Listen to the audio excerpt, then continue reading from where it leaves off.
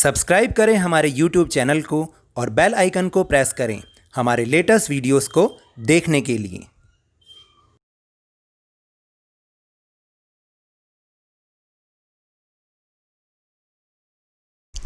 Hello and welcome to Lavneesh sir की class. आज की ये शिक्षा निदेशालय राष्ट्रीय राजधानी क्षेत्र दिल्ली की वर्कशीट नंबर 6 जो कि क्लास 7 के स्टूडेंट्स के लिए ही है।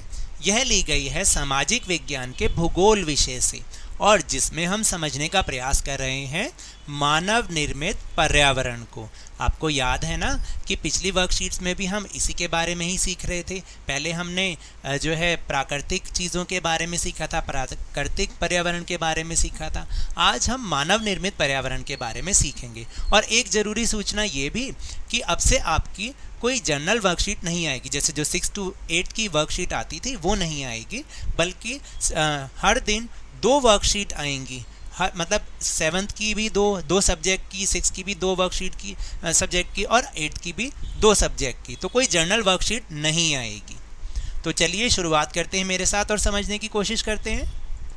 प्रकृति ने हमें हवा, पानी, वनस्पति, मिट्टी आदि कई चीज़ें प्रदान की हैं जो हमारे जीवन के लिए बहुत आवश्यक हैं।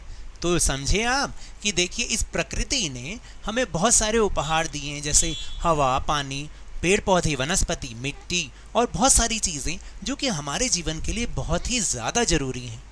प्रकृति से मिली इन चीज़ों का उपयोग मानव कच्चे माल के रूप में करता है या अपनी आवश्यकताओं के अनुसार उसमें परिवर्तन करता है, यानी वो इनको कच्चे माल के रूप में यूज़ करता है और इसमें अपनी आवश्यकताओं के अनुसार थोड़ा बहुत परिवर्तन करके अपने प्रयोग के लिए उसे उपयुक्त बनाता है।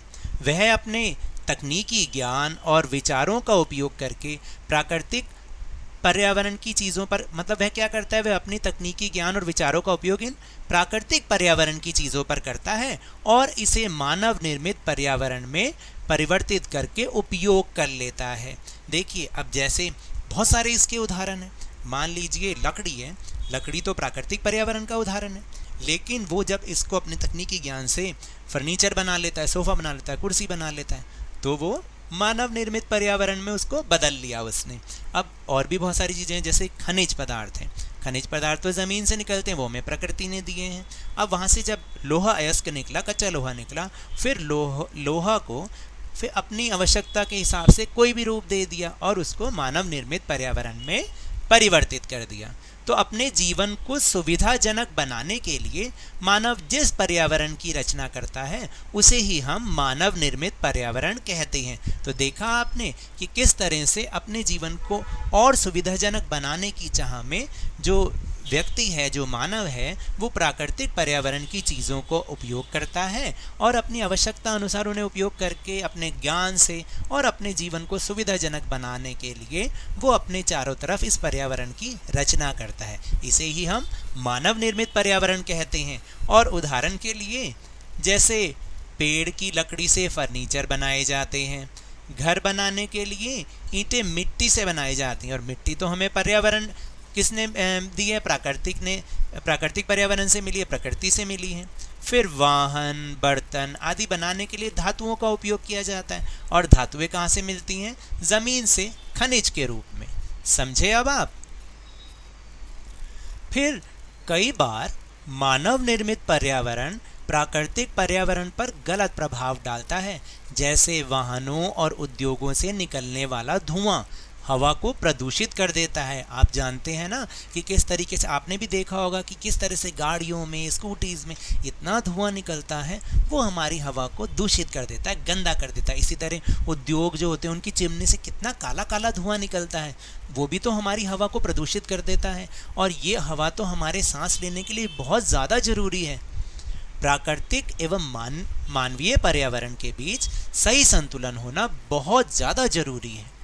मानव को पर्यावरण के साथ समरसता से रहने और उसका उपयोग भी सीखना चाहिए। तो देखिए प्रकृति ने तो हमें इतने अच्छे अच्छे उपहार दिए हैं कि इनसे हमारा जीवन बहुत अच्छी तरह व्यतीत हो सकता है, लेकिन हम अपनी कुछ गलतियों के कारण, कुछ लालच के कारण इन प्राकृतिक वस्तुओं को खराब करते जा रहे हैं। तो तभी तो अब धीरे धीरे इनकी संरक्षण की भी ज़रूरत पड़ती जा रही है।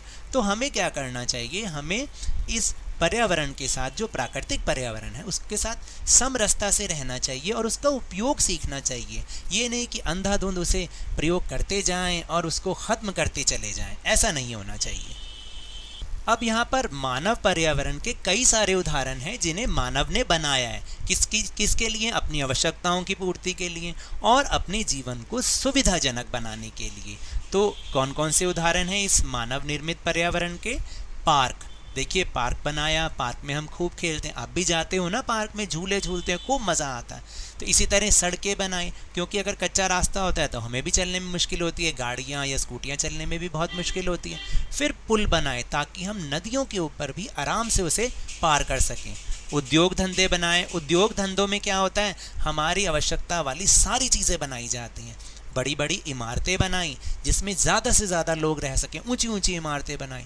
और स्मारक बनाए जो कि हमारी विरासत भी हैं और आगे आने वाली जो हमारी पीढ़ियां होती हैं उनको भी हम बता पाते हैं कि भाई देखिए कि इस तरीके से उस ज़माने में इतना वैभव था या इस तरीके की कलाएं चलती थी, तो इसके लिए क्या बनाया गया, इमारतें बनाई गई।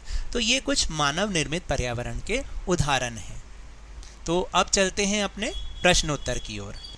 पहला प्रश्न है कि मनुष्य अपने पर्यावरण में परिवर्तन क्यों करता है। देखिए मैंने इसका उत्तर यहीं पर ही लिख दिया है, ये प्रश्न नंबर 1 का उत्तर है कि मनुष्य अपने पर्यावरण में परिवर्तन इसलिए करता है ताकि वह अपनी आवश्यकताओं की पूर्ति कर सके और अपने जीवन को सुविधाजनक बना सके, इसलिए तो वो अपने पर्यावरण में परिवर्तन करता है। फिर दूसरा प्रश्न है कि अपने आसपास से उन चीज़ों की सूची बनाइए जो हमारे पर्यावरण के लिए खतरा है। तो देखिए प्लास्टिक सबसे ज़्यादा बड़ा खतरा।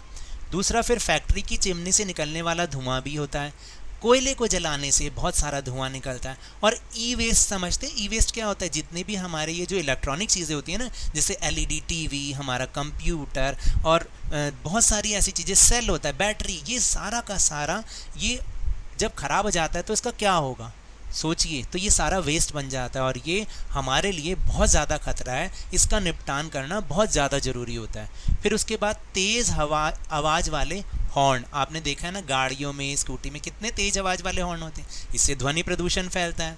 और प्लास्टर ऑफ पेरिस से बनने वाली मूर्तियाँ, ये इतनी ख़राब होती हैं, जब ये पानी में मिलती हैं ना तो पानी को भी दूषित कर देती हैं।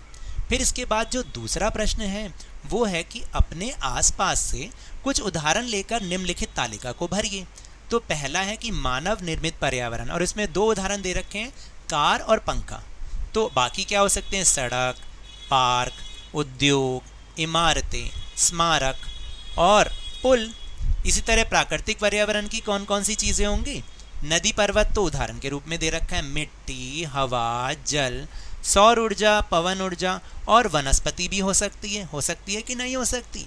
और इसके बाद सबसे ज़रूरी कोविड के संदर्भ में उचित व्यवहार संबंधी संदेश, यानी हमें इस कोविड से कैसे बचना है, इसे कैसे हराना है। तो आपको क्या करना है, अपने हाथ नियमित रूप से साबुन एवं पानी से धोएं ताकि ये कोरोना वायरस मर के ही दम ले और ये हमारी दिल्ली से, हमारे भारत से और हमारी दुनिया से जड़ से ख़त्म हो जाए। तो ये तो थी आज की वर्कशीट। अगर मेरे इस तरह समझाने से आपको थोड़ा सा भी समझ में आया हो तो इस चैनल को ज़्यादा से ज़्यादा सब्सक्राइब कीजिए, लाइक कीजिए और बहुत ज़्यादा शेयर कीजिए और मेरे साथ इसी तरह वर्कशीट को समझते रहिए, लेकिन ध्यान और मन लगाकर बहुत बहुत पढ़ते रहिए। धन्यवाद।